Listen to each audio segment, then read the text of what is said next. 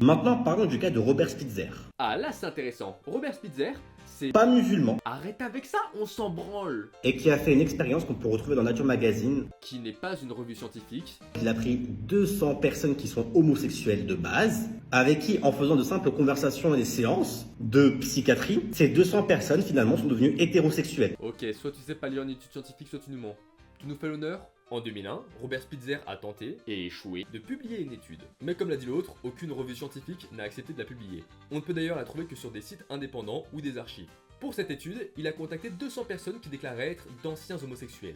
Et au gré de 45 minutes d'appels téléphoniques, ouais c'est très peu, il a estimé si oui ou non ces gens vivaient une relation hétérosexuelle heureuse.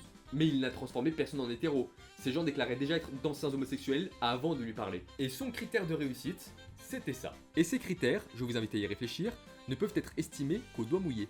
La vérification, c'est littéralement est-ce que ces gens ont fait bonne impression ou non à Spitzer. Ce qui est un outil de mesure de merde. Maintenant, je vais pointer du doigt l'éléphant dans la pièce. Pourquoi son étude n'a jamais été publiée? Tout simplement parce qu'elle est sa mère pas solide. Déjà, les 200 personnes contactées, Spitzer n'a aucune preuve, aucun élément qui mène à penser que ces gens ne mentaient pas sur tout.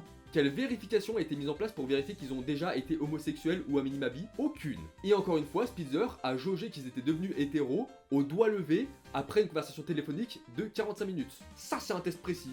Et vous savez comment Spitzer a vérifié que ces 200 personnes étaient devenues hétéros et ne mentaient pas parce que, après avoir subi des violences en camp de conversion, ta dernière envie c'est d'y retourner? En d'autres termes, qu'ils ne mentaient pas par peur? Et bah, il avait aucun moyen de le savoir! Spitzer a d'ailleurs avoué en 2014 que son étude, c'était de la merde, que ses critiques avaient en grande partie raison, et qu'il n'avait aucun moyen de savoir si les participants lui mentaient ou pas et à quel moment.